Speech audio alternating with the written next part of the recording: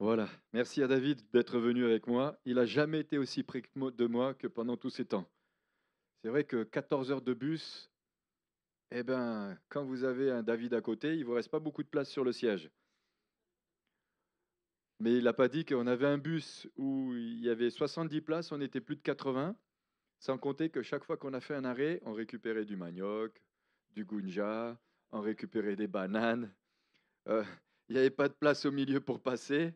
Il y a une dame, elle est montée dans le bus, elle s'est dit, je ne vais pas pouvoir traverser, donc elle s'est assise là où elle a trouvé la première place juste devant. Donc voilà, c'était un petit peu atypique. Et puis quand vous voyagez avec David, je sais que je l'ai dit la dernière fois, mais quand vous voyagez aussi avec David, ce qu'il y a de bien, c'est que comme il est un peu mécano et un peu mécanicien, il vous met la trouille tout le long du voyage, parce qu'il vous explique tous les bruits qu'il y a. Alors pour ceux qui voyagent en Afrique, vous connaissez que quand vous prenez un bus là-bas ou un véhicule, il faut surtout pas savoir les bruits qu'il y a. Une fois avec Priscille, on est parti à Makwa, on a fait 700 km. Au bout d'un temps, on s'est rendu compte que le chauffeur il n'avait pas de frein. En plus, c'était un véhicule qu'on avait loué, donc on s'était bien fait avoir avec un chauffeur qui n'avait pas dormi de la nuit, qui prenait des trucs pour pas dormir. Enfin bref, c'est pour dire que quand vous montez dans un véhicule, vous savez que vous y montez et vous savez pas jusqu'où vous allez pouvoir aller. Et c'est pas, je dis pas ça dans un esprit de critique, je dis pas ça ni dans un esprit de jugement. C'est un autre contexte. C'est ça que je veux expliquer. C'est que c'est un autre contexte, c'est une autre façon de voir les choses. Si nous, ils veulent faire ici un contrôle technique toutes les années, tous les ans, là-bas, ça serait tous les jours. Tous les jours, il faudrait un contrôle technique. On a des voitures, c'est les pneus, on ne peut pas compter dessus. Et à un moment donné, David, il me dit, ah, mais il y a que deux, il y a trois boulons, je crois qu'il me dit. Je dis, ah, c'est pas grave, la dernière fois, on a pris un véhicule, il avait que deux boulons. En plus, il y en avait un, il était coupé. Donc, mais voilà, c'est l'essentiel, c'est pas tout à fait la manière dont on peut voyager, même si j'avoue que, comme l'a dit David à plusieurs reprises, et moi aussi, j'aimerais vous remercier pour vos prières parce que parfois, on réalise pas les dangers qu'on peut traverser, rien qu'en voyageant. C'est des dangers pas possibles. Donc, merci encore beaucoup pour, euh, pour vos prières. Et puis, l'essentiel de ce voyage, ça a été aussi d'encourager Jean et Nicole. Et ça a été aussi eh bien, de pouvoir consacrer des ministères à l'œuvre de Dieu. Et quand parfois, moi, c'est les temps que j'aime aussi, j'ai laissé une lettre de nouvelles que j'ai mis au fond, que vous pouvez relire. Et quand le soir, on est assis au bord du feu ou quand on est assis et puis que les serviteurs de Dieu nous racontent des témoignages qu'ils vivent, on se dit, mais quand même, on vit bien ici. Juste un témoignage, le frère avec sa moto, il part en brousse évangéliser, et puis dans un virage, il croise deux gorilles. Donc nous, on croise des loustiques, mais lui, il croise des gorilles. Et juste surpris, il tombe, il casse le phare de sa moto. Il y en a un autre, il me dit, tu sais, j'étais en Angola, et puis à un moment donné, ça tirait de tous les côtés, j'ai pris une balle dans la jambe, et le Seigneur Jésus m'a dit, lève-toi, ils vont te tuer, et pars en courant. Il s'est levé, il est parti en courant, avec une balle dans la jambe. Il y a des réalités quand même. Voilà. Donc, merci pour vos prières. Merci parce qu'il y a des réalités sur le terrain missionnaire qui pas forcément les mêmes que les nôtres. Donc, c'est pour ça que quand on parle d'encourager ceux qui sont partis et de nous encourager aussi, c'est pas pour rien. Puis, juste une dernière anecdote, on s'était arrêté et puis il y avait un bus qui était devant. Donc, moi, j'ai vu un bus, mais David a vu un autre bus. Il a vu un bus avec une roue décentrée. Et il me dit, tu vois, ça veut dire que l'axe l'axe de transmission est complètement tordu. Je dis, David, c'est pas grave. Il me dit, tu sais, on arrive, on était sur la route, ça faisait pas longtemps qu'on roulait. Il me dit, tu sais, avec le bruit qu'on a, ce car, il va tomber en panne. On fait 2 kilomètres, il y avait un bus sur le côté de la route. Je dis, mais on doit prendre un avion dans 2 jours. Et encore, j'avais dit à Jean, et tu me fais pas le coup, je parle pas la veille. Je sais comment ça se passe. On part un jour avant pour être sûr de pouvoir repartir en Europe. C'est pas que je voulais pas rester, c'est que j'avais pas prévu d'y rester plus longtemps. Voilà, et puis pour conclure, je dirais juste qu'il y a des personnes, quand on voyage avec elles, elles peuvent être difficiles, et puis il y a des personnes, c'est facile de voyager avec elles. Et David fait partie de ces personnes qui ont su et qui savent s'adapter, qui savent être à la portée, j'allais dire des autochtones, des personnes qu'on va rencontrer, des serviteurs de Dieu, de l'Église. Et il a été une bénédiction pour l'Église, il a été une bénédiction aussi d'être venu avec moi. Et, euh, et je peux le dire devant vous, je le ramènerai. Je le ramènerai. Oui, mais ta femme, elle est d'accord maintenant qu'elle t'a vu déjà partir. Elle a vécu 15 jours tranquille. Alors donc,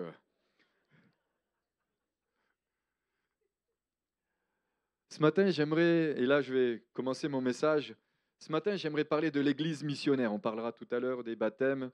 Donc, je vais essayer de prendre un petit peu de quelques minutes. Seigneur, on te prie d'étendre ta main sur le message qui va dans le sens de ce qui a déjà été partagé ce matin. Je voudrais, Seigneur, ce matin encore te remercier pour l'immense privilège que nous avons de te servir.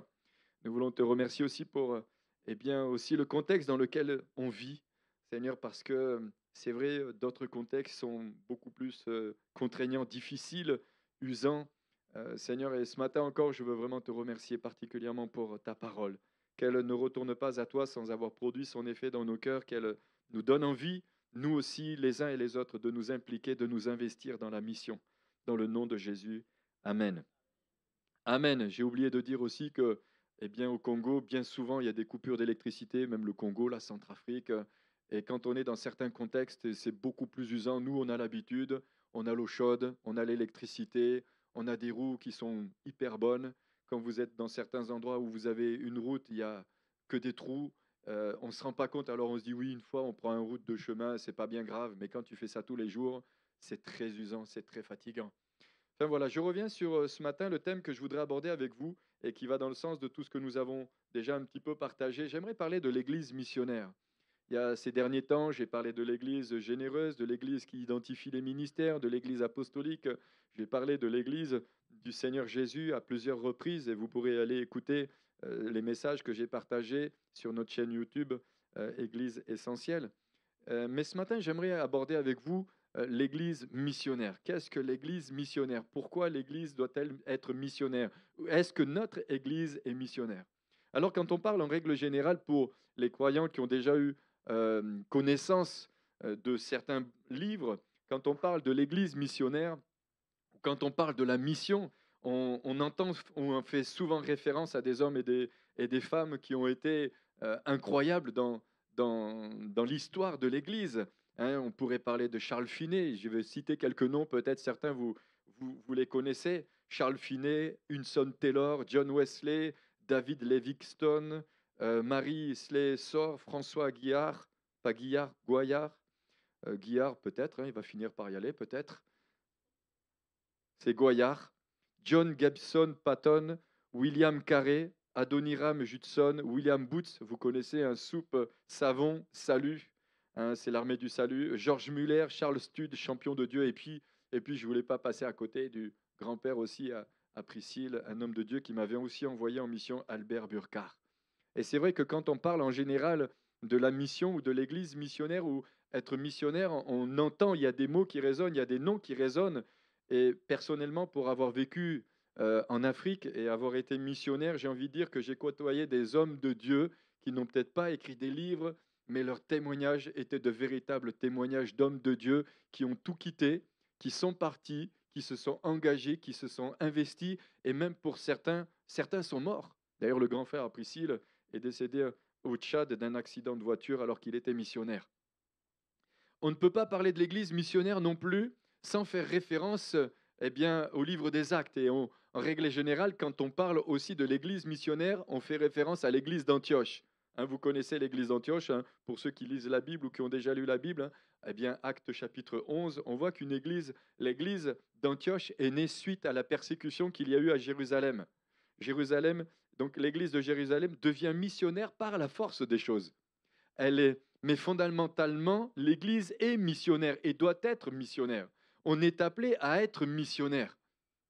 De temps en temps, vous pouvez dire Amen. Et vous qui n'avez pas l'habitude d'entendre Amen, ne vous inquiétez pas, ça veut dire c'est la vérité. Hein. D'accord mais je dirais que c'est vrai que quand on parle de l'Église missionnaire, on fait en général, on fait référence à l'Église d'Antioche, où des ministères se sont levés, sont venus implanter l'Église, et ensuite, déjà, des croyants sont venus évangéliser, l'Église est née, et des hommes de Dieu sont venus, ont implanté cette Église, ont développé cette Église, et ces mêmes hommes de Dieu sont partis ensuite dans la moisson.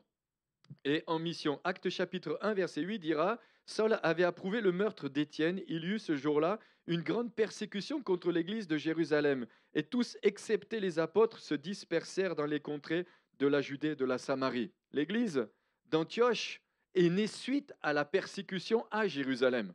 Et c'est vrai, quand on parle comme ça ou quand on a envie de lire certaines choses sur l'église missionnaire, on se dit waouh, waouh, être une église missionnaire, c'est quelque chose d'extraordinaire, mais la naissance de l'église missionnaire, eh bien, elle est née suite à la persécution qu'il y a eu à Jérusalem. On verra ça juste après. Et j'ai envie de dire que l'apôtre Paul, qui était Saul de Tarse, a été une bénédiction aussi à Jérusalem avant même sa conversion. On connaît Saul de Tarse qui est devenu l'apôtre Paul, celui qui a écrit la moitié du Nouveau Testament. Et quand on creuse un petit peu, on se rend compte que Saul approuvait le meurtre d'Étienne. C'est-à-dire qu'avant que l'Église devienne une Église missionnaire, Saul avait approuvé le meurtre d'Étienne, qui était un diacre exceptionnel, qui faisait, au travers de ses mains, Dieu faisait des miracles incroyables. Et eh bien, il a approuvé le meurtre. C'est-à-dire qu'avant même qu'il soit né de nouveau, qu'il rencontre le Seigneur Jésus, il a participé à ce que l'Église soit une Église missionnaire. Quand je dis des bonnes choses comme ça, vous pouvez m'encourager un peu. Hein? Comment Dieu fait les choses? Dieu utilise parfois les choses mauvaises pour faire de très bonnes choses. Il a approuvé le meurtre. Il était là. Il était là lors de la persécution à Jérusalem. Et à cause de cette persécution, parce que l'Église était centrée sur elle-même, à cause de cette persécution contre les chrétiens et contre les croyants, ils ont été dispersés. Il nous est dit, ils ont été dispersés. Actes chapitre 1, je reviens. Suite à cette persécution, l'église de Jérusalem fut dispersée dans les contrées de la Judée et de la Samarie. Et ça nous rappelle ce que Jésus avait dit dans Actes au chapitre 1 au verset 8, « Vous serez mes témoins ». Il leur avait même dit, « Restez à Jérusalem jusqu'à ce que vous receviez le Saint-Esprit ». Donc jusque-là, ils ont obéi. Alors il faut savoir aussi, pour ceux qui ont déjà un petit peu creusé, entre la naissance, entre ce qui s'est passé à Jérusalem et la naissance de l'église d'Antioche, 8 années se sont écoulées. C'est-à-dire que les croyants étaient restés à Jérusalem simplement entre eux. Mais Dieu en avait décidé autrement. Et parfois, Dieu permettra qu'il y ait des églises qui soient bousculées de diverses manières pour que justement ils puissent être dispersés pour annoncer l'évangile. Parce que c'est ça le but d'une église missionnaire. Acte chapitre 1, verset 4. Et on verra aussi le verset 8. Comme il se trouvait avec eux, il leur recommanda de ne pas s'éloigner de Jérusalem, mais d'attendre ce que le Père avait promis. Ce que je vous ai annoncé, dit-il. Verset 8. Mais vous recevrez une puissance, le Saint-Esprit survenant sur vous, et vous serez mes témoins à Jérusalem, dans toute la Judée, dans la Samarie et jusqu'aux extrémités de la terre. Donc, vu sous cet angle, on est loin d'imaginer que c'est un super appel. Et parfois, on a l'impression que pour entrer en mission ou pour partir en mission, il faut le super appel. Et oui, Dieu donne des super appels, mais eux, ils sont partis en tant que missionnaires contre leur gré. Ça va ? Ça change un petit peu hein, la notion, la façon de voir la mission. Hein, on n'a plus l'impression que waouh, je vais partir là-bas, il va y avoir les cocotiers, je vais aller en Afrique, il fait beau, il fait chaud. Mais quand tu vis dans certains villages, quand tu vis dans certains endroits, et pour l'avoir vécu, où tu te chopes le palu, où tu es attaqué par des serpents, là tu te dis le programme il est quand même un petit peu moins alléchant. Alors parfois nous on y va 15 jours, 3 semaines, ça va, c'est pas mal. Hein, et puis on revient, mais nos bien-aimés ils vivent là-bas. Alors, je ne voudrais pas non plus dresser un tableau tellement noir que, à la fin, on va tous préférer rester ici. D'accord? J'en reviens, je vais arriver. Les croyants ont tout quitté de force, pas forcément de leur plein gré. Mais on verra que ces croyants-là, ils étaient aussi animés d'une force intérieure que nous avons besoin de découvrir pour certains. C'est qu'ils étaient, ils sont partis parce que la persécution était là, hormis les ministères qui sont tous restés à Jérusalem, eux sont partis et c'est eux qui ont fait le ministère. C'est eux qui sont rentrés dans leur appel. C'est eux qui sont rentrés dans l'appel que Dieu leur avait destiné. C'est parce qu'en eux, ils portaient le message de la bonne nouvelle du Seigneur Jésus. Alors, qu'est-ce qui pousse une église à être missionnaire? Qu'est-ce qui pousse l'église? Est-ce la persécution de Jérusalem? Oui, ça a été la persécution, mais parce que Dieu avait un autre dessein. Dieu avait un dessein que le message de la bonne nouvelle du Seigneur Jésus soit prêché jusqu'aux extrémités de la terre. Il y a un message de Dieu, c'est que tous les hommes puissent entendre la bonne nouvelle du Seigneur Jésus. Je le dis souvent, car Dieu a tant aimé le monde qu'il a donné son Fils unique afin que quiconque croit en lui ne périsse pas, mais qu'il ait la vie éternelle. Voilà le message de la bonne nouvelle du Seigneur Jésus. Alors, on va voir rapidement plusieurs points. Le moteur de la mission, qu'est-ce que le moteur de la mission? Le moteur de la mission en numéro 1, j'ai mis la compassion. La compassion. Philémon chapitre 1 verset 6 dira, fais donc connaître tout le bien que nous pouvons accomplir à cause de Christ.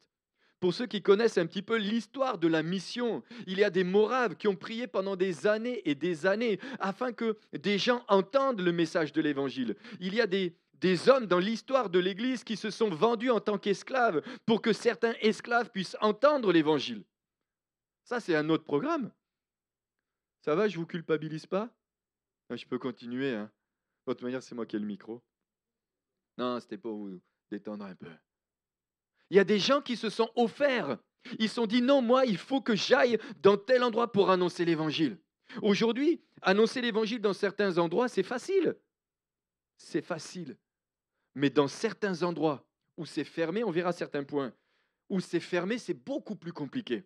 C'est beaucoup plus difficile. Allez même dans un endroit où vous n'avez pas l'eau et l'électricité, quand nous sommes habitués à l'eau et à l'électricité, même l'eau chaude. On a dormi dans un endroit, ça doit être la première fois depuis que je vais en Afrique, depuis tant d'années, que j'avais la douche chaude. Je dis, mais qu'est-ce que c'est bon? Mais nous, on l'a tous les jours. Pour nous, c'est quelque chose de... On a dormi dans des endroits, même avec Priscille. Heureusement que... Alors, Michel Becbé appelle ma femme 4x4. Mais on a dormi dans des endroits, waouh! Mais quand tu viens une fois, 10 jours, 15 jours, mais quand tu vis, c'est autre chose. Là, tu dis, waouh! Quel courage, quelle force, quel amour. Je lisais, et je vous conseille un livre pour ceux qui l'ont peut-être qui connaissent, hein, je ne sais plus de quelle année il est exactement, mais c'est le docteur Oswald J. Smith, La passion des âmes. Alors, j'ai pas voulu amener tous les livres que j'ai sur la mission de la maison, parce que j'en ai une bonne tartine, une bonne pile. Mais quand tu lis les histoires de Charles Finet, Charles Stud, champion de Dieu, il est allé au Congo, en Chine, en Inde. Quand, même si vous pouvez lire, si vous avez l'occasion de lire aussi, Toi, vas-y, de Albert Burkhardt, hein, c'est le grand-père à Priscille, quand vous lisez certains témoignages, vous dites, waouh, ça nous fait tellement envie, mais parce qu'on est assis dans notre canapé, mais quand on est dans le contexte où il est parti 45 jours évangéliser dans des contrées où il avait même à un moment donné un scorpion dans la botte, où tu te retrouves à dormir. Je me souviens un jour, on était avec un autre missionnaire et puis on est arrivé dans un endroit, dans un village, et puis on avait une natte, il y avait une natte par terre, et puis il y avait un lit. Et puis moi, discrètement, je lève la natte et je vois un scorpion. Et le frère me dit, tu dors où? Par terre ou dans le lit? Oh, je lui dis, je vais dormir dans le lit. Oh, je me suis dit, mais j'ai rien dit. Alors, on a tué le scorpion, hop, ni vu ni connu. Puis le frère, il a dormi par terre. Mais bon, moi, j'ai dormi dans un lit, je me suis gratté 3 jours aussi. Je sais pas ce qu'il y avait dans le lit. Puis on est allé aussi dans certains villages aussi, où on s'est dormi, on s'est même lavé dans un marigot. Pareil, je me suis gratté 3 jours, je me suis dit, mais qu'est-ce qu'il y avait dans ces endroits-là?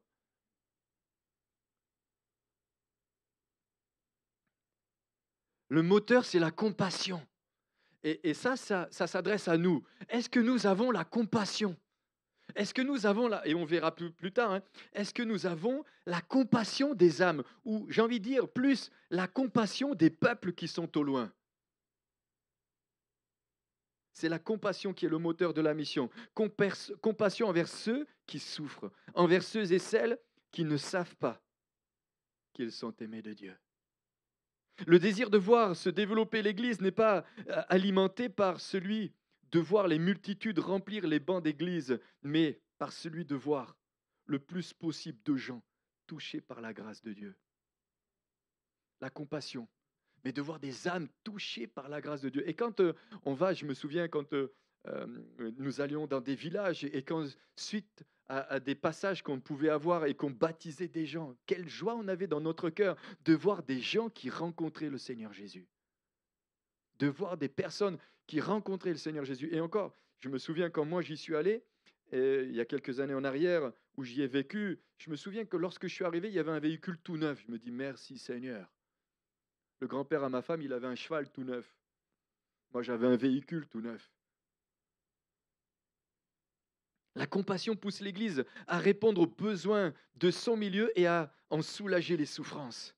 Elle pousse ses membres, animés par la parabole de la brebis perdue et par la miséricorde de Dieu. Je me souviens, un jour, on m'a dit, mais pourquoi vous allez si loin? Ici, il y a tellement d'âmes à sauver. On va voir ça ensemble après. Il y aura toujours des âmes à sauver tout autour. Mais il y aura toujours aussi des âmes à aller sauver jusqu'aux extrémités de la terre. Jusqu'aux extrémités de la terre. La compassion pousse l'Église à dénoncer aussi les lois et les systèmes politiques et religieux qui ne sont pas au service des hommes et de la justice. Ça, c'est le rôle de l'Église. Et bien souvent, on se rend compte que dans l'histoire de l'Église, elle a plutôt été muette que ce elle a été investie à ouvrir sa bouche. Elle pousse à se remettre en question en tant qu'individu et en tant qu'Église afin de chercher des nouvelles activités permettant de témoigner de l'amour de Dieu dans son milieu. Plusieurs points encore.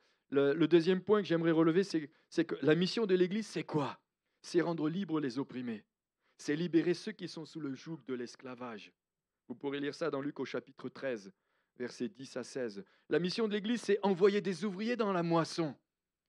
Jésus dira, la moisson est grande, mais il y a peu d'ouvriers. Priez donc le maître de la moisson d'envoyer des ouvriers dans sa moisson. La moisson est grande et il y a de plus en plus de personnes qui partent en enfer. Et là, je veux faire peur à personne, mais les gens ont besoin de connaître le Seigneur Jésus.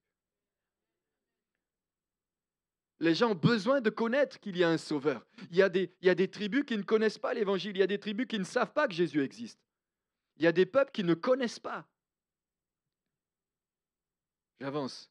Envoyer des ouvriers dans la maison, dans la moisson, c'est les lancer. Matthieu chapitre 9, versets 37 à 38. Alors il dit à ses disciples, la moisson est grande, mais il y a peu d'ouvriers.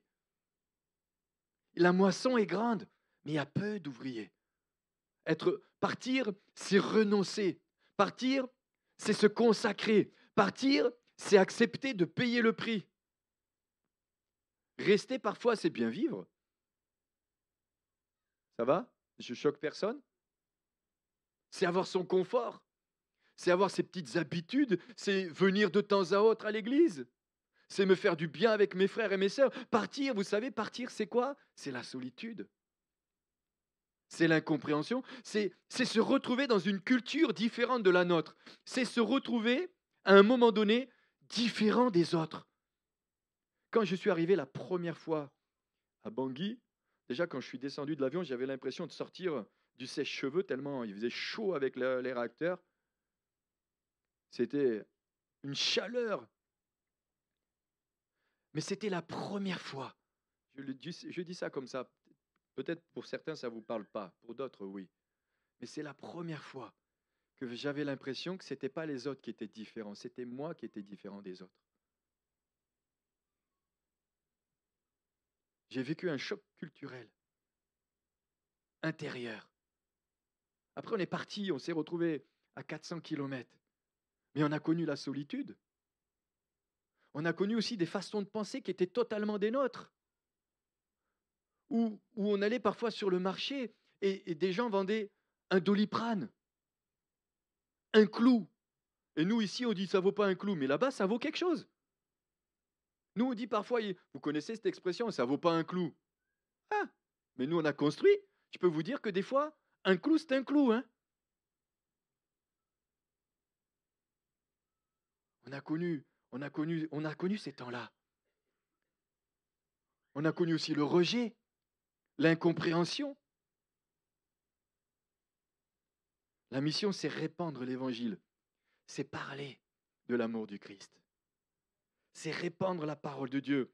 2 Thessaloniciens, chapitre 3, verset 1, il dit « Au reste, frères, priez pour nous afin que la parole du Seigneur se répande et soit glorifiée comme elle l'est chez vous. » Je me souviens, pendant que je dis ça, je me souviens lorsque nous étions en train de construire cette pharmacie et j'avais vu qu'il y avait un gendarme, il était un peu ivre. Il voulait m'arrêter. Je dis, mais non, je ne vais pas m'arrêter, lui. Donc moi, je m'en vais. Le problème, c'est que je n'ai pas été très futé sur le coup. C'est que j'étais dans une voie sans issue. Donc j'étais obligé de repasser par le chemin où je suis parti.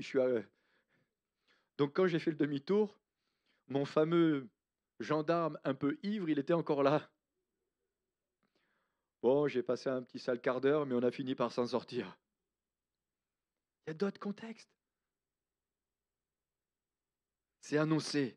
La mission de l'Église, c'est annoncer le message de la croix. C'est annoncer le message de notre Seigneur qui est mort sur une croix pour que l'humanité soit sauvée.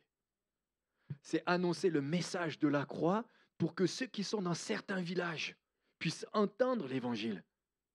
Et c'est vrai que des fois, j'aime regarder et je vois des hommes sur les réseaux sociaux. Ils sont suivis par des milliers de personnes. Et je dis, gloire à Dieu pour ceux qui annoncent des bons messages. Mais je côtoie parfois des ministères, des gens qui vont dans des petits villages et qui sont prêts à tout quitter pour annoncer l'Évangile. On était avec David, et c'est des soirs comme ça que j'aime beaucoup quand je suis là-bas. Eh bien, on était autour on était tranquillement avec des serviteurs et des frères. Et puis, je commence à discuter avec un frère qui m'a reconnu, puisque quand j'étais en Centrafrique avec Priscille, il y était aussi. Et pour ceux qui connaissent, au nord du Congo, c'est la frontière avec le Cameroun et aussi avec la Centrafrique. Et donc, quand nous sommes allés à Moalé, c'est-à-dire carrément dans la forêt équatoriale, à 60 km de la capitale, de la Centrafrique, il y avait un homme qui travaillait dans cette région-là. C'est une région forestière où il n'y a pas grand-chose. Moi, je l'ai traversée, je peux vous dire qu'il n'y a rien. Il n'y a pas de pompe à essence, il n'y a rien. Quand on est allé, il fallait qu'on ait des bidons d'essence parce que si on tombe en panne, on ne sait pas comment on va faire pour repartir. Et puis, je discute avec un serviteur de Dieu qui commence à me dire, mais tu sais, il me dit, j'ai entendu l'appel de Dieu. Je dis, ah bon, tu as entendu l'appel? Il me dit, oui, j'ai entendu l'appel de Dieu. Dieu m'a dit, quitte tout, va implanter des églises. Il t'a entendu ça? Il me dit, oui. Et pour ceux qui connaissent, je fais un rapport de... Il travaillait donc dans la zone forestière et il conduisait les grands engins. On lui donnait, il avait 500 000 francs CFA, pour ceux qui connaissent un peu. Son chef lui propose 700 000 francs CFA, sachant que là-bas, le SMIC est à 75 000. Vous voyez la différence? Il a dit non, je quitte tout. Il est allé voir sa femme, ses enfants, ils se sont mis à prier. Ils ont dit, on va prier pour que Dieu nous révèle si vraiment c'est lui qui nous a parlé. Dieu leur parle, ils ont tout quitté. Il y avait 1 ou 2 églises dans la région. Aujourd'hui, il y a plus de 30 églises dans la région. Tu te dis, waouh! L'amour du message de la croix. Annoncer l'évangile. Quand l'autre frère me dit, j'avais une balle dans la jambe, j'ai entendu Jésus qui m'a parlé. Nous, on veut vivre tous des expériences, mais est-ce qu'on est prêt à se retrouver dans des endroits comme ça? Je me souviendrai la fois où je suis descendu de l'avion, on était dans un village et on n'a pas pu faire autrement. Je me suis retrouvé bloqué à Bossangoa, pour ceux qui connaissent. Et on a dû descendre de l'avion parce qu'il pleuvait et la piste était tellement mouillée. Donc on était dans un petit avion. Je connaissais personne dans cet endroit. J'étais le seul de cette couleur. Et je me suis dit, bon, j'avais pas de téléphone, pas de puce, pas de machin. Je me suis dit, heureusement que j'ai déjà vécu dans ce pays, dans cet endroit. Et puis, je me suis mis à suivre deux, trois trucs, deux, trois personnes. Et puis, on est allé dans un endroit où on a dormi, dans un endroit où je ne vais pas décrire cet endroit. Et puis, ils sont repartis à un moment donné pour manger des trucs. Je me suis dit, non, je vais peut-être rester ici. Au début, je voulais partir avec eux. Après, je me suis dit, je ne les connais pas. Je vais rester là où je suis. Et là, j'ai commencé à annoncer l'évangile. Et là, des gens m'ont dit, est-ce que vous pouvez prier pour moi? Et je me suis dit que parfois, Dieu nous emmène dans des endroits pour annoncer l'évangile, pour parler de l'amour de Jésus. Et aujourd'hui encore, j'ai vécu cette expérience, je me dis, elle était tellement extraordinaire. Alors c'est vrai qu'au début, je me suis mis, quand je suis rentré dans cet endroit, en plus, j'arrivais pas à refermer la porte, et puis j'arrivais plus après à l'ouvrir. Je me suis dit, mais l'avion demain, il va partir sans moi. Surtout que moi, je devais prendre le mien. Et écoutez bien, le surlendemain, je devais prendre mon avion. Je me retrouve coincé à Bossangoa. À 7h30, l'avion devait décoller pour Bangui. L'avion, il part, je ne sais pas à quelle heure, il arrive à 10h à Bangui. Et mon avion, il devait décoller à 10h. Quand j'arrive à Bangui, on me dit, ah non, mais votre avion du Cameroun, il y avait un épais brouillard au Cameroun, donc il n'a pas pu venir. Il reviendra que demain. Des fois, on se dit, mais quand même, le Seigneur, Il a fait faire un brouillard au Cameroun exprès pour moi parce que je devais prendre l'avion le lendemain. Mais ça, tu peux le vivre que parce que tu vas dans certains endroits. Parce que tu suscites à un moment donné. Bon, c'est pas toujours comme ça quand même. Et puis, la mission de l'Église, c'est être pêcheur d'hommes. La mission, troisième grand point, troisième, c'est la passion pour le salut des âmes. La passion pour le salut des âmes. Est-ce que j'ai une passion du salut des âmes? Église, est-ce que tu es passionné des âmes? Est-ce que tu aimes les âmes? Est-ce que tu vis pour toi? Est-ce que tu vis pour les autres? David, il le voit quand on est dans les avions ou quand on est quelque part, je me débrouille toujours de parler du Seigneur à quelqu'un. Et des fois, c'est même pas moi qui provoque les choses. On était resté coincé une fois au Cameroun, 7 heures. Le cache du réacteur était cassé, où ils n'arrivaient pas à le remettre. Donc 7 heures bloqués, et par la grâce de Dieu, on n'était pas bloqué dans l'aéroport sans électricité et sans chauffage, sans clim. J'étais bloqué dans l'avion. On a tout vidé, hein, on a tout mangé, les glaces, les machins, les trucs. Mais quand ils ont su que j'étais pasteur et qu'on a commencé à parler du Seigneur pendant 7 heures, on a le temps. À un moment donné, ils sont venus me chercher, ils m'ont dit, pasteur, vous ne voulez pas prier pour qu'on arrive à débloquer la situation, pour qu'on puisse remettre le cash, pour qu'on puisse repartir? Et là, tu te dis, attends, ils me demandent à moi de prier pour que, on était dans un avion Air France, hein, pour qu'on puisse remettre le cash, pour que du Cameroun, on reparte au Centrafrique. J'espère que ce n'est pas que le cash qui a un problème.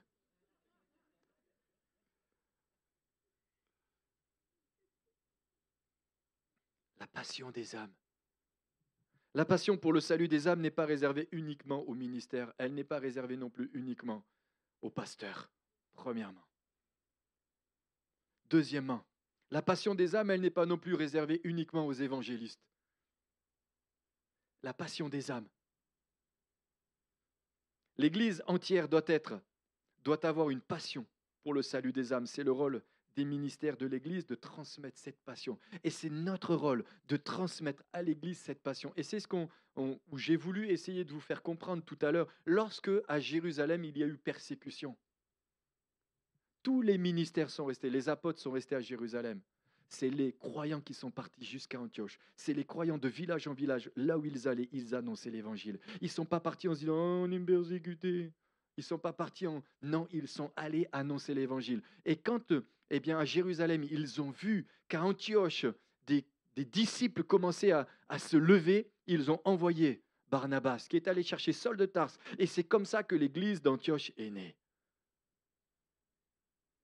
Suite à la persécution, et vous pouvez lire, suite à la mort d'Étienne, chapitre 6 ou 7. Vous lirez, chapitre 8, Philippe l'évangéliste, il est allé en Samarie, il a annoncé l'évangile, il y avait des miracles extraordinaires qui se produisaient. Et l'église a été implantée parce que Pierre et Jean sont allés. Et j'aimerais dire que toutes les églises sont appelées à évangéliser, mais toutes les églises sont appelées à devenir une église missionnaire. C'est-à-dire que évangéliser, c'est le mandat que Dieu nous a donné. Mais après l'évangélisation vient l'implantation. Après l'évangélisation vient l'implantation. Marc chapitre 16, versets 15 à 20, et puis il leur dit, allez par tout le monde et prêchez la bonne nouvelle à toute la création. J'avance parce que le temps passe aussi. La mission de l'église, c'est d'évangéliser et d'implanter de nouvelles églises. Actes chapitre 8, vous pourrez lire ça tranquillement. Actes chapitre 8, verset 5 au verset 17. Philippe faisait des miracles extraordinaires dans cette ville. Mais les disciples et les apôtres sont venus pour implanter l'église. Alors, les 3 éléments essentiels à retenir de l'église, de l'évangélisation dans l'église primitive. Premièrement, c'est que les membres de la communauté chrétienne semblaient engagés dans l'évangélisation. Tous, ils étaient engagés dans l'évangélisation. Pas simplement un petit noyau, mais tous, ils étaient engagés. Tous. Et je bénis le Seigneur pour l'équipe d'évangélisation qu'il y a au milieu de nous. Mais ça ne suffit pas. Nous devons être de cette nature-là tous les jours, là où nous sommes, là où Dieu nous a placés, dans notre travail, à l'école, et je ne sais où, dans les avions, dans les bateaux, où vous voulez. Ça doit faire partie de nous. On doit transpirer le désir d'annoncer l'Évangile. On doit transpirer le désir de parler de Jésus. On ne doit pas passer un jour sans dire à quelqu'un que Jésus l'aime. Ça va, je ne vous choque pas?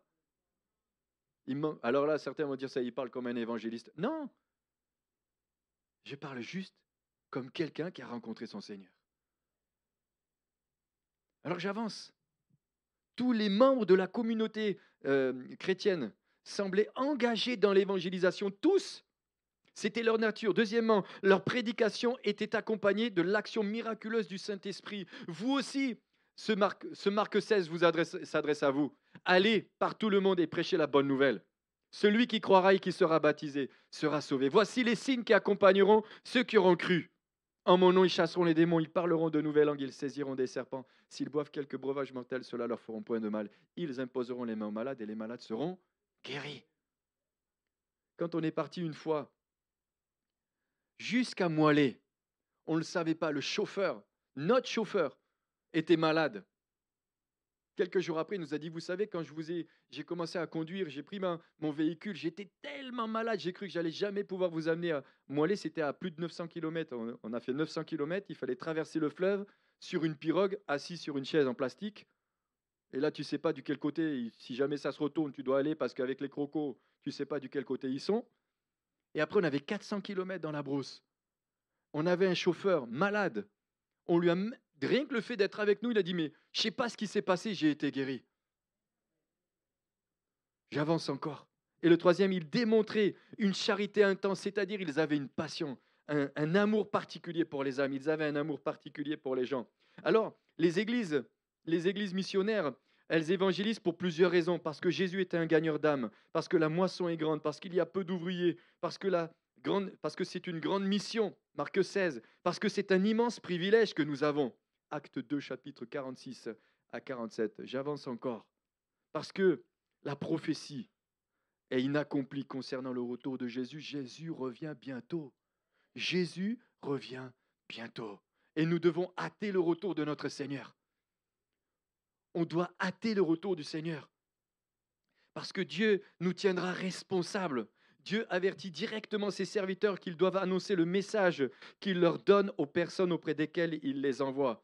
S'ils agissent contrairement, ils seront responsables de leurs manquements. Vous pourrez lire Ézéchiel chapitre 3, versets 17 et 18 pour ceux qui prennent des notes. Et Ézéchiel chapitre 33, versets 6 à 8. Alors j'avance encore un tout petit peu. Mais j'aimerais juste encore vous donner quelques points qui me semblaient importants.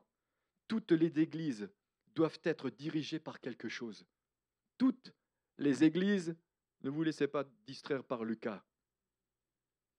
Toutes les églises doivent être dirigées par quelque chose. Premièrement, il y a des églises qui sont conduites par la tradition. Par la tradition. Les vieilles églises ont tendance à être liées par des règles, des règlements et des rites, tandis que les jeunes églises ont tendance à être liées par un sens de l'objectif à atteindre et de la mission à remplir. Il y a des églises qui sont conduites par la tradition.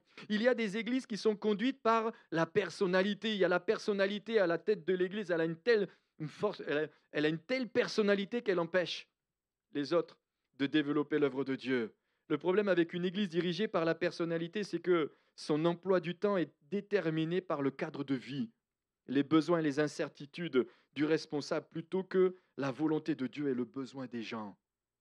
Ça change, hein? Et puis, il y a des églises qui sont dirigées par les finances. Ah, mais combien ça va nous coûter? Et là, c'est la question qu'on peut véritablement se poser, sachant que l'or et l'argent appartiennent à Dieu. Et parfois, l'Église est tellement dirigée par l'argent que finalement, elle ne rentre pas dans ce que Dieu l'appelle à faire. Je relisais dans un témoignage que je vais vous lire d'abord, je vais vous le lire maintenant. C'est celui-là.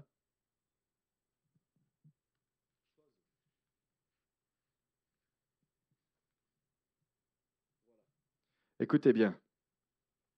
Jamais je n'oublierai le jour où je plaçai ces 5 missionnaires sur le cœur de mon Église, suppliant celle-ci de les prendre en charge. L'Église accepta par la suite les 5 devinrent 10, les 10 devinrent 20, les 20 devinrent 30, les 30 100, les 100 200, les 200 300, les 300 350.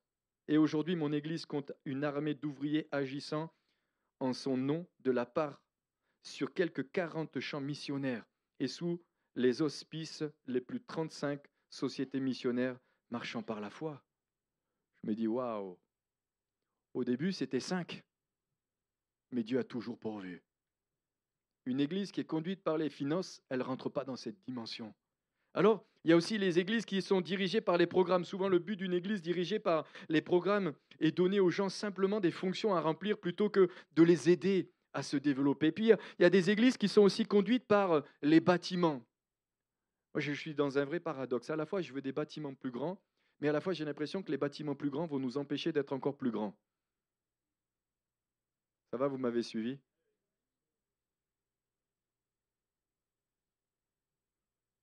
Parce qu'une fois qu'on a des bâtiments, c'est comme si tout le monde s'arrête. Ici, quand j'ai repris cette église, pendant plusieurs années, on n'avait pas de local, pas de bail, de rien du tout. On était toujours en mouvement. Et les gens venaient de droite à gauche. Et des fois, je me dis, mais Seigneur, on y va? Conduite par les bâtiments. Oui, Charles, alors là, pardonnez-moi, mon anglais est catastrophique.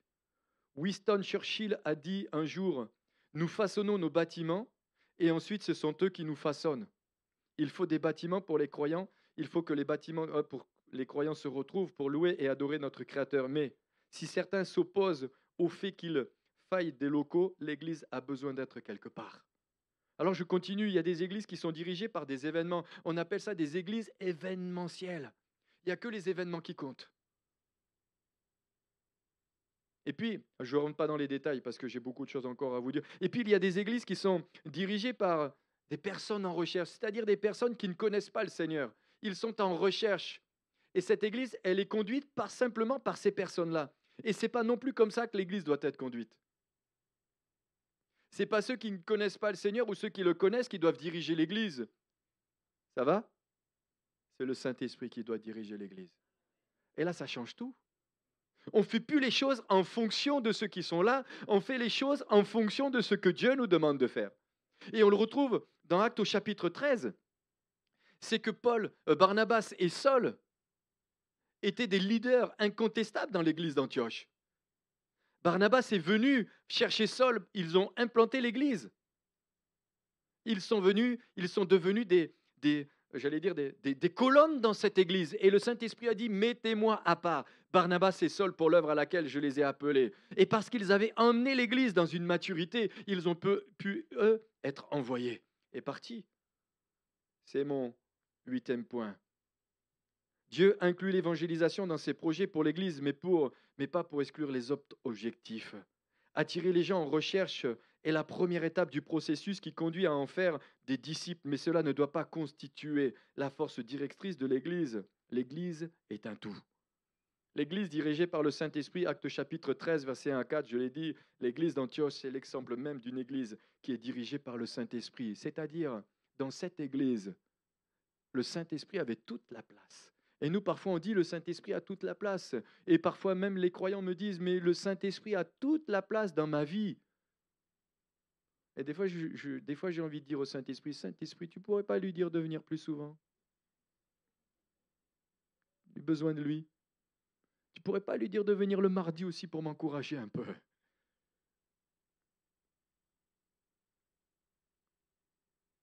Saint-Esprit, dis-leur qu'on veut implanter de nouvelles églises.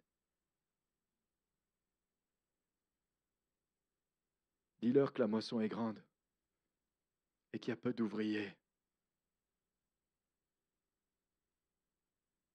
Vous sentez cette présence du Saint-Esprit? L'église d'Antioche était une église d'une grande maturité. C'était une église d'une grande soumission spirituelle au Dieu Tout-Puissant. C'est une église qui ne vit pas pour elle. Et c'est une église qui n'était pas centrée sur elle, mais elle vit et elle a vécu uniquement pour plaire à son Seigneur. D'ailleurs, on parle encore d'elle aujourd'hui. Et moi, je me dis, j'espère que dans 30 ans, on parlera encore de notre église. Et dans 40 ans, et dans 50 ans, et encore plus. Pas comme étant une église de ceci, cela, mais comme étant une église qui avait compris des principes spirituels. Et puis, il y a des églises qui sont dirigées par la vision, et puis il y a des églises qui sont dirigées par la passion des âmes. Une église dirigée par la passion des âmes. Est-ce que nous sommes passionnés pour les âmes? Est-ce que nous aimons les âmes au point de se sacrifier un tout petit peu?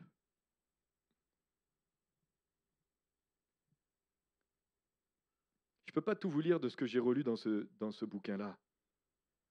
Mais je vais vous lire juste encore un petit témoignage de ce qu'il a écrit.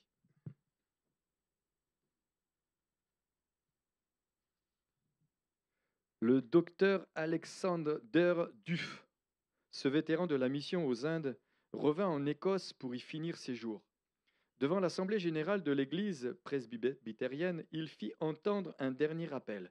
Mais il n'eut aucune réponse. Au milieu de son discours, il s'évanouit et dut être transporté dans une chambre voisine où un médecin s'empressa à son chevet. « Où suis-je » dit-il en ouvrant les yeux. « Restez tranquille, dit-il, dit le docteur, votre cœur est très faible.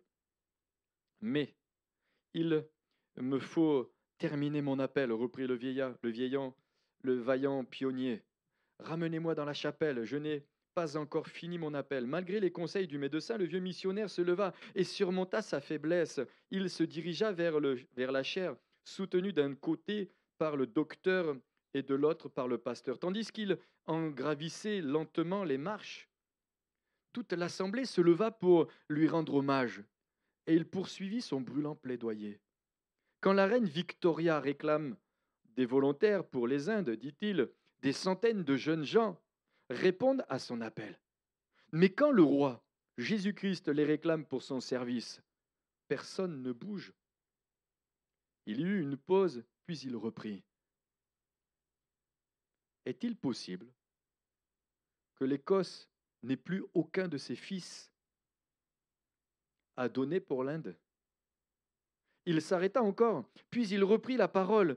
Très bien, si l'Écosse n'a pas de jeunes à envoyer aux Indes, il faudra bien que ce vieillard décrépit que je suis reparte là-bas.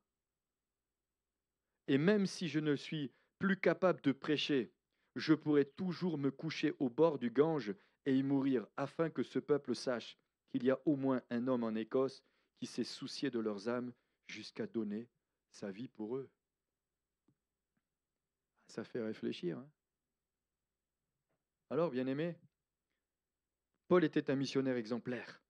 Et puis, je me suis quand même dit que je voulais vous lire 2-3 choses encore. Ruben Sella disait, l'évangélisation du monde est le devoir le plus impérieux de l'Église fidèle. Ce n'est pas dans l'éternité qu'on pourra annoncer aux pécheurs le salut par la croix. C'est maintenant, c'est aujourd'hui qu'il faut faire connaître aux hommes l'amour de Dieu pour eux. Gaston Fromel disait, une Église qui perdrait la croix serait en train, quelles que soient les apparences, de perdre l'Évangile lui-même. Alors, pourquoi l'Église a-t-elle négligé l'évangélisation du monde? À cause des ennemis de l'Évangile. Écoutez bien, j'ai bientôt fini. À cause des ennemis de l'Évangile. Et j'ai pris 3 points. Premièrement, le nationalisme. Les missionnaires ne sont plus les bienvenus dans certains pays. Il faut savoir que les missionnaires ne sont plus les bienvenus dans certains pays. Ce sont des ennemis de la croix. Allez, je ne vais pas citer de nom, vous savez où il y a des endroits où c'est littéralement fermé à l'Évangile. Mais même en Afrique, il y a des endroits, ça devient de plus en plus compliqué. Des pays qui étaient évangélisés, des pays où il y avait beaucoup d'églises implantées. Je pourrais citer des noms d'endroits, mais je ne le fais pas volontairement. Les missionnaires ne sont plus les bienvenus. Deuxièmement, à cause des fausses religions. À cause des fausses religions. Et regardez bien le pays dans lequel on se trouve. Regardez bien le pays dans lequel on se trouve. Il y a des religions qui sont en train de prendre de la place parce que les chrétiens sont en train de laisser la leur. Et un jour viendra où nous ne pourrons plus annoncer l'Évangile sans être véritablement persécutés. Et peut-être certains vont dire, non, mais tu parles comme un vieux. N'empêche que qui aurait cru que le Covid nous ferait fermer nos églises? Personne. Personne. Écoutez bien. Certaines religions ne permettent pas la liberté de conscience. Et puis le troisième point, c'est le communisme. Le communisme se vante d'avoir 1 million d'adeptes en Amérique du Sud. Ce mouvement d'inspiration anti-religieuse n'admet aucun compromis. Son rideau de fer empêche les relations normales avec le monde extérieur. John et Betty Stam, missionnaires de la mission à l'intérieur de la Chine, exécuté en décembre 1934 à Miaou, Séou, à l'âge de 27 et 28 ans. Ce mouvement tend à rendre au silence toute voix qui s'élève pour proclamer l'Évangile. Quand je relisais ça, je me suis dit, waouh, 27 et 28 ans. Quand je suis parti la première fois en tant que missionnaire en Afrique, j'avais 27 ans. Je me dis, peut-être vous m'auriez jamais connu aussi. Vous auriez raté quelque chose. Surtout ma femme. Et mes filles aussi. 27 ans. Ils sont morts là-bas. Combien de missionnaires sont morts là-bas? Alors la deuxième raison, c'est aussi que notre tendance à placer au premier rang l'instruction. On enseigne maintenant, il faut enseigner. Je ne dis pas, je ne suis pas contre l'enseignement. L'enseignement est important et pertinent. Mais il faut qu'on retrouve aussi cette spontanéité. Troisièmement, à cause des portes qui se ferment. Si des portes sont fermées, d'autres sont ouvertes parce que nous n'avons pas envoyé assez de missionnaires. Je l'ai lu tout à l'heure. Alors en conclusion, je dirais, par nature, l'Église est missionnaire. Mais juste avant, je vais relire encore une dernière chose dans mon petit bouquin, parce que je n'ai pas pris mon bouquin pour rien non plus. Écoutez bien, puisqu'on a parlé de la Chine il y a 2 minutes. Un athée demande un jour à un Chinois, quelle est la première chose que vous ferez en arrivant au ciel? Le Chinois répondit, je parcourrai les rues d'or du ciel jusqu'à ce que je trouve le Sauveur. Quand je le verrai, je m'inclinerai et adorerai parce qu'il a sauvé mon âme. Bien dit le athée. Bien dit l'athée d'un ton moqueur. Et ensuite, que ferez-vous? Je parcourrai de nouveau les rues célestes à la recherche du missionnaire qui est venu annoncer l'évangile dans mon pays. Je saisirai sa main et le remercierai pour avoir ainsi contribué à mon salut. Que ferez-vous après cela? S'enquit encore l'athée. Après, répondit le Chinois, je parcourrai de nouveau la vie céleste à la recherche de l'homme qui a donné l'argent permettant au missionnaire de venir. Je le remercierai, lui aussi, d'avoir contribué à mon salut. Waouh, j'ai trouvé ça tellement beau. Une église missionnaire est une église qui a un feu pour gagner les âmes. Son objectif, c'est que des âmes entendent l'évangile. L'église fait tout pour que l'évangile soit au cœur de l'action. La mission, écoutez bien, j'inviterai les musiciens à me rejoindre rapidement.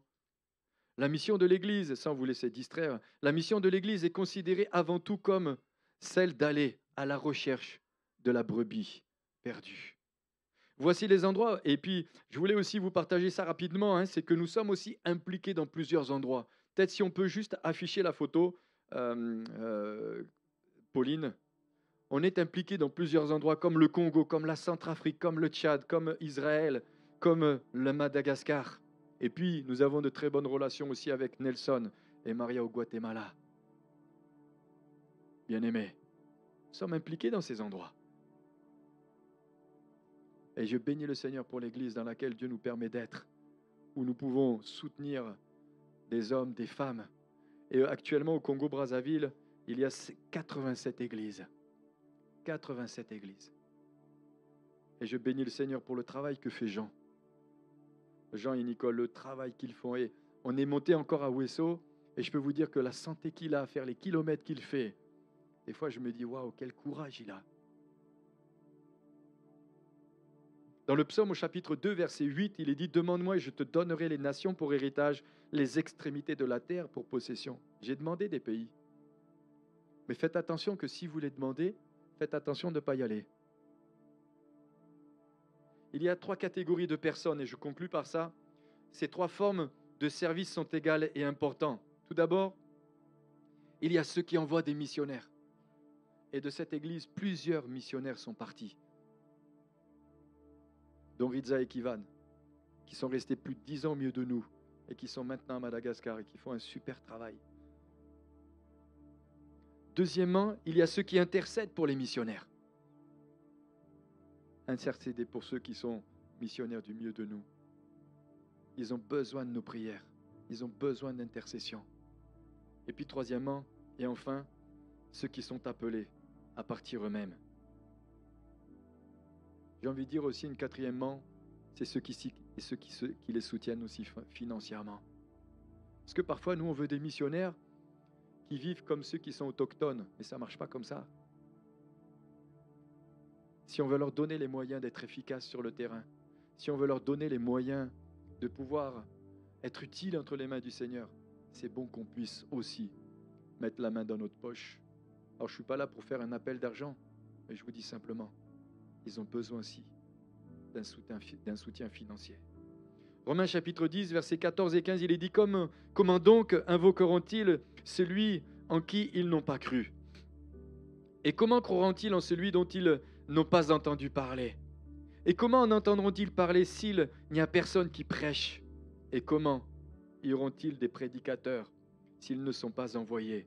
Selon qu'il est écrit, ils sont beaux les pieds de ceux qui annoncent la paix, de ceux qui annoncent la bonne nouvelle. Est-ce qu'on peut fermer nos yeux un instant? Seigneur, étends ta main ce matin. Merci pour ta parole. Je voudrais juste faire un petit appel. Je ne vais pas être long. Je ne pense pas vous faire venir devant, mais j'aimerais peut-être juste faire un premier appel. Dire, est-ce que tu as la passion des âmes? Est-ce que tu es passionné pour les âmes? Peut-être tu n'as pas reçu un appel pour partir au loin. Et comme dirait quelqu'un que j'ai côtoyé, peut-être tu n'as pas non plus reçu un appel pour rester auprès.